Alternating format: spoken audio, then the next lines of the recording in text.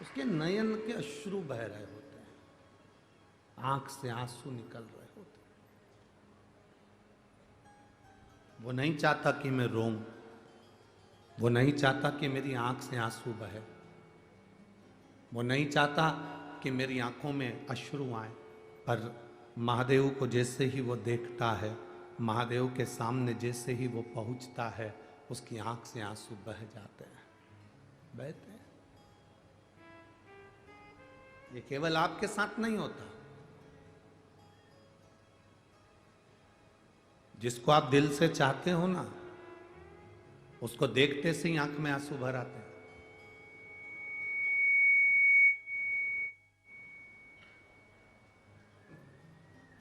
जिसके प्रति प्रेम होता है, जिसके प्रति स्नेह होता है, उसको देखते से ही अश्रु निकल जाते हैं।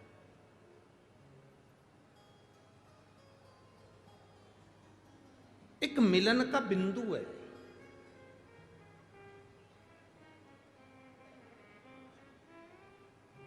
एक बेटी ने आकोला की कथा में एक प्रश्न किया था, वो प्रश्न आज स्मरण में आया है तो आप लोगों के बीच में हम कहें। एक बेटी ने आकोला की कथा में प्रश्न किया था, गुरुजी प्रेम करना बुरा होता है कि अच्छा होता है?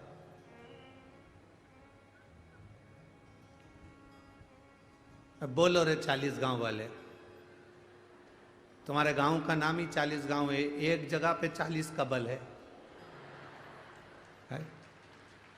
तो प्रश्न का उत्तर भी तुमको देना चाहिए। अब हमारे तो एक गांव का रहने वाले, कोई आकोला का रहने वाला, कोई धुलिया का रहने वाला, कोई औरंगाबाद का रहने वाला, कोई छत्रपति संभाजी नगर, कोई कहीं, कोई कहीं, कोई कहीं। पर तुम्हारे तो गाँव का नाम ही 40 गांव है। 40 गांव एक जगह मिल गए, मतलब 40 तरह के लोग, 40 समाज के लोग, 40 विचार के लोग एक जगह पर एक जैसे रहते हैं, वो गांव है 40 गांव।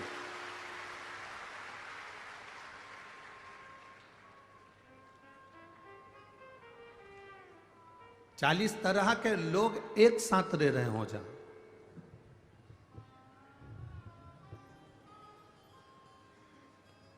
40 तरह के लोग एक जगह पर, 40 विचार के लोग एक जगह पर, 40 विचार मंच के लोग, 40 समाज के लोग एक जगह पर रहकर अपने दिल की बात एक जगह स्थिर कर कर रखते हैं, वो 40 गांव।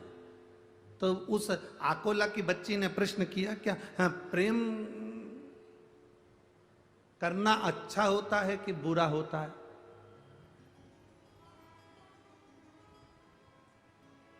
देव जरा उत्तर देव, देव।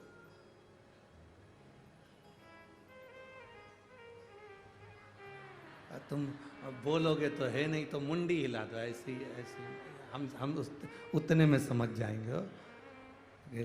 प्रेम करना अच्छा होता है कि बुरा होता है? ठीक है, तो आप कहो जो आपकी मर्जी पड़े, आप अपने मन से रख लो, पर हमारी भाषा में तो हम इतना कहेंगे, प्रेम करना अच्छा होता है, पर 35 टुकड़े होकर अटैची में भरा जाए ऐसा बुरा होता है।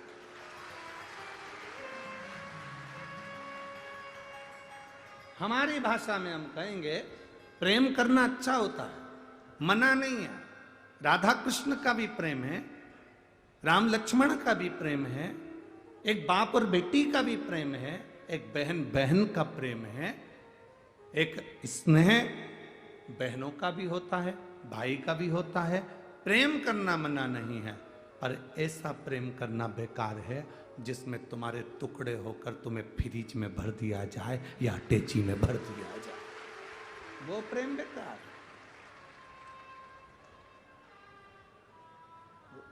वो प्रेम हमारी दृष्टि में पूर्ण तरह से बेकार। आप प्रेम करो भगवान शिव से, आप प्रेम करो अपनी विद्या से, आप प्रेम करो अपनी पढ़ाई से।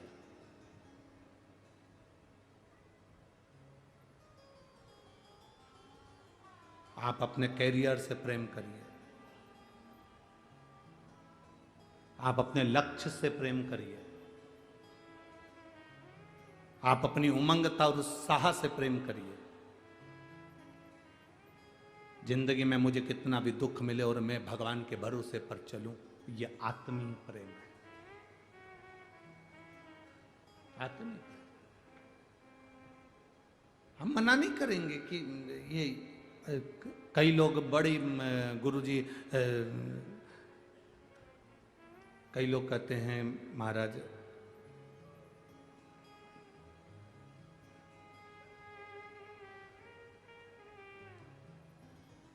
बहुत लोग कहते हैं हिंदू राष्ट्र बनाना है, हिंदू राष्ट्र बनाना है। हम उनसे कहते हैं हिंदू राष्ट्र तो बन जाएगा, पर पहले अपनी इस देह को एक बार हिंदू तो बनाओ, तो हिंदू राष्ट्र बनने में, हिंदू राष्ट्र बनने में देरी नहीं लगेगी। पहले ये देह, ये शरीर हमारा हिंदू तो बने।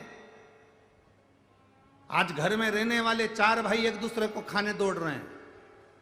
आज परिवार में रहने वाले 5 लोग आपस में बोल चाल नहीं रहे हैं।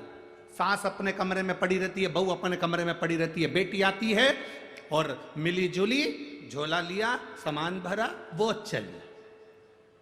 रिश्तेदार आए, उनका काम निकला, वो चले। हिंदू राष्ट्र बनने से पहले अपने शरीर को, अपनी देह को हिंदू बनाना पड़ेगा। वो हिंदू बनाने का सबसे सुंदर तरीका है कि हमारा पूरा परिवार हफ्ते में कम से कम एक बार साथ बैठकर भोजन करे और एक बैठकर भजन करे। हम चले हैं कि हिंदू राष्ट्र बनाना है, हिंदू राष्ट्र, पर पहले अपने शरीर को, अपनी देह को तो हम हिंदू बनाएं। हमारे घर में 4 लोग रह रहे हैं, चारों अलग अलग दिशा में। बेटा बाप की नहीं सुनता, बाप बेटे की नहीं सुनता, पत्नी पति की नहीं सुनती, पति पत्नी की नहीं सुनता, भाई बहन की नहीं सुनता, बहन भाई की नहीं सुनता, भाई भाई की नहीं सुनता। कोई किसी को सुनने को तैयार नहीं है। परिवार में रह रहे हैं, पर ऐसे रह रहे हैं जैसे कि ना जाने कौन सा युद्ध इनके बीच में हो गया। कोई किसी को पूछने को तैयार नहीं, कोई किसी से बोलने को तैयार नहीं, कोई किसी का आदर करने को तैयार नहीं, कोई किसी का सत्कार करने को तैयार नहीं। अपने परिवार में, अपने घर में एक दिन ऐसा बनाओ जिस दिन मेरा पूरा घर का बच्चा एक साथ बैठे और एक साथ बैठकर भोजन करे, अपने विचार सामने रखे, अपनी भावनाएं सामने रखे।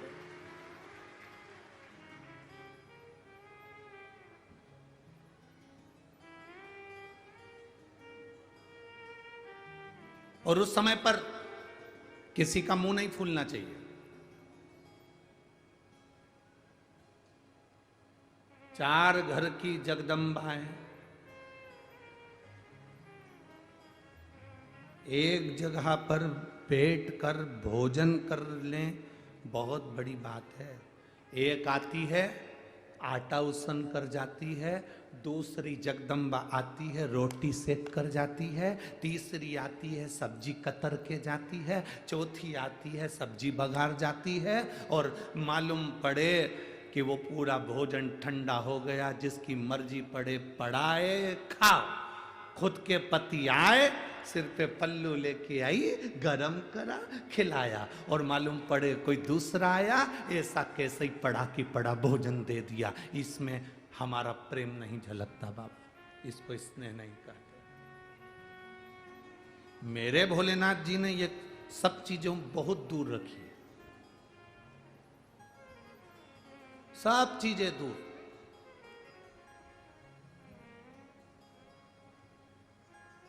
सब बातें दूर।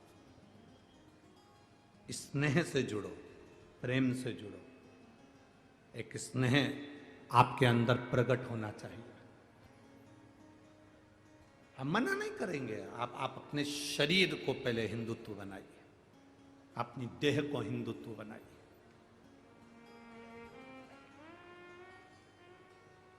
अगर आज मालूम पड़े कि हम आपस में लड़ते रह जाएं, हम आपस में झगड़ते रह जाएं, तो आने वाले समय में फिर हम एकजुट रहकर नहीं रह सकते, एकजुट होकर नहीं रह सकते।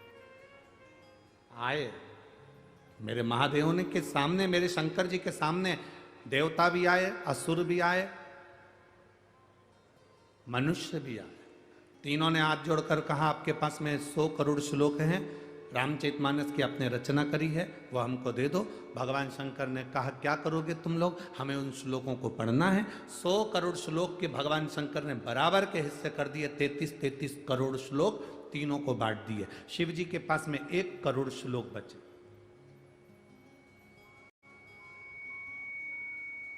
मेरे महादेव के पास में 1 करोड़ श्लोक बचे।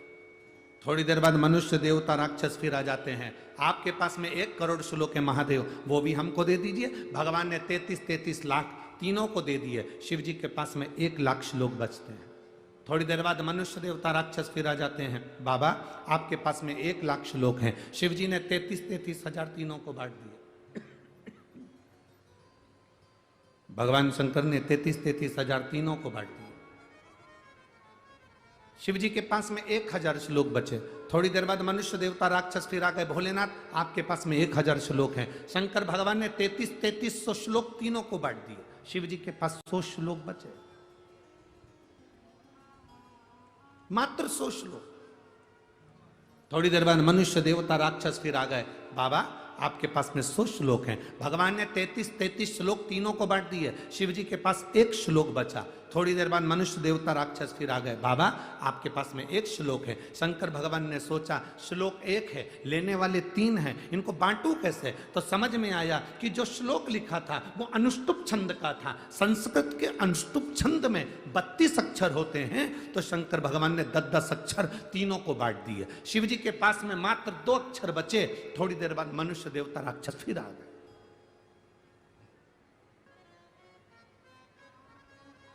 थोड़ी देर बाद मनुष्य देवता राक्षस फिर आए और आकर कहा बाबा आपके पास में 2 अक्षर हैं, वो हमको दे दीजिए।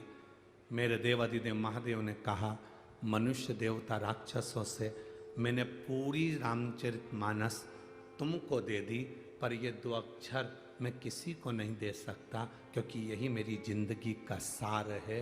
आप मत दो, पर ये तो बता दो कि दुनिया को सब कुछ देकर तुमने वो 2 अक्षर कौन से अपने पास रखे। शंकर जी ने कहा एक रा और दूसरा